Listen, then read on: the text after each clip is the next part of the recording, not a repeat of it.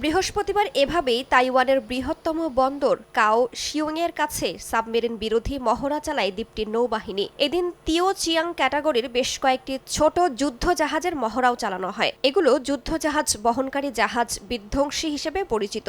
শত্রুদের মোকাবিলায় এই সামরিক মহড়ার আয়োজন করে তাইপে।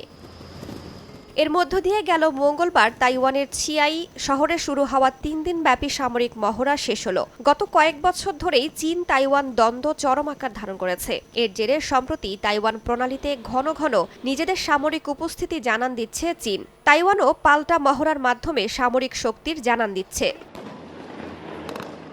এর আগে বুধবার তাইওয়ানের সেনাবাহিনী যুক্তরাষ্ট্র থেকে কেনা F-16 ফাইটার জেট ব্যবহার করে মহড়া চালায়। এসব বিমান তাইওয়ানের আকাশসীমায় চীনের J-16 যুদ্ধবিমান অনুপ্রবেশের সঙ্গে সঙ্গে সহজেই আটকে ফেলতে সক্ষম। প্যাট্রিয়ট 3 অ্যান্টি মিসাইল সিস্টেমের প্রদর্শনও করা হয়।